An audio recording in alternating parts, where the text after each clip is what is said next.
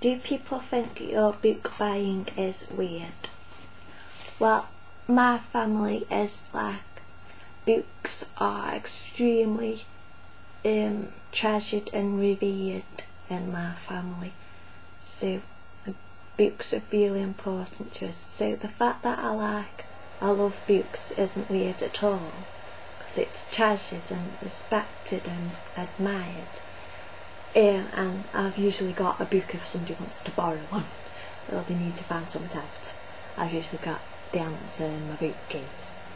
So no, I wouldn't say I think it's weird. I've been told about I buy too many books, and that is I need to get rid of some because I haven't got room, but I tend to just buy more bookshelves or find more storage solutions for books. So I don't think people think it's weird really. Do covers influence you? I wouldn't buy a book just because I like the cover. I usually see, I'll do spot books by the cover, like it's like, oh, I'll have a look at that. But I don't, if I look at it and I think the story sounds not very good, or doesn't sound like I'm interested in the story, then I won't buy the book just because of the cover, because like, it's a bit silly really. But they don't influence me when making a decision about whether to read that story or whatever. But when I've chosen a story, I do like to pick the favourite style of cover for it. Like if there's a choice of covers, I will pick my favourite cover. So I guess they do influence me in a way, but not, they don't influence the things I choose to read. Real books or e-books? I've never actually read an e-book properly yet on an e-book reader or on the computer. I would say real books, because of the smell, because they smell brilliant, and also when I'm reading a book, when I'm reading a book, I put my bookmark and then I'll tilt it. I think, oh, I've got that much to go, because I think if it's an e-book that I can't see how much there is left, I think, although I haven't read an e-book yet, I think I would like not be able to pay attention to the book and not be able to focus on the book, and I think I'd get bored a bit more easily because I couldn't see. And it's like, and when you finish a real book, it's like your bookmark out, it's like it feels like an achievement, and you're like, and then when you nearly finished a book, keep tilting to see how much you got left. In an e-book, just that experience and that excitement just isn't there, because I mean, you can tell by the numbers how much, but I can't see what that amount of book looks like, so there's no excitement, or because it sounds weird to say it's so excited to finish a book, but it is like when you're going through the story, it's like, see.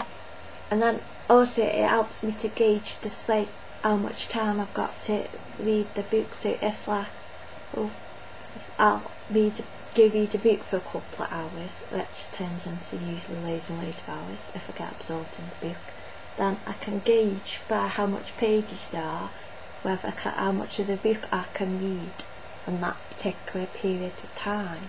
So I don't know if I explained that well, but with an e-book you can't do that. You can't say, oh, I'll just read this for a little bit till we go out to a pub or something.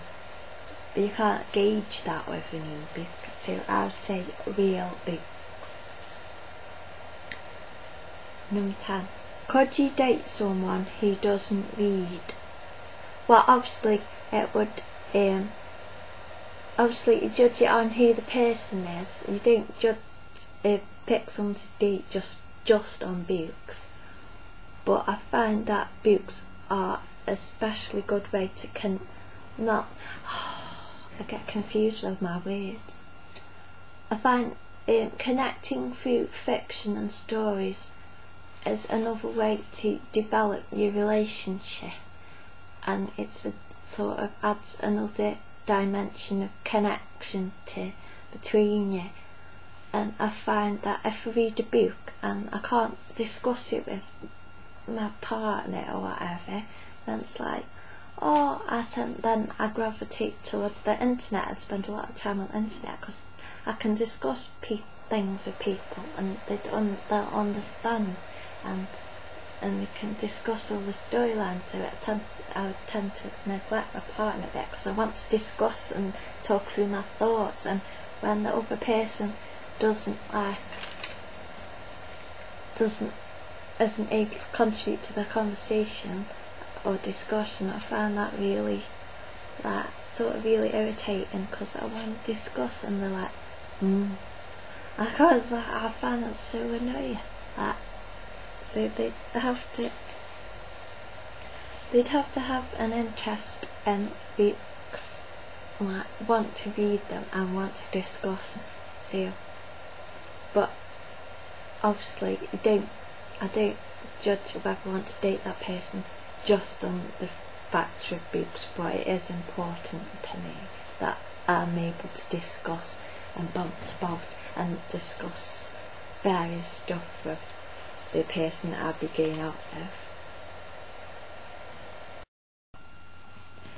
Books you reread the most.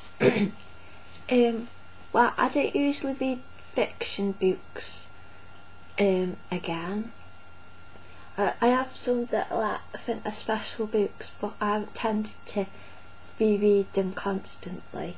But I think, so I'd say reference books and my art books that I tend to look at quite a lot, and also stuff like that, companions to TV shows and films and stuff. So yeah, my art books, I would say they're the ones I reread the most, because I look for pictures for sketches as well. Comedy sketches, that is. Slank It Baby is a favourite, you should watch it. It's called, the video for that is called Dictionary Corner. Yeah, mostly reference books and TV guides are what I reread the most.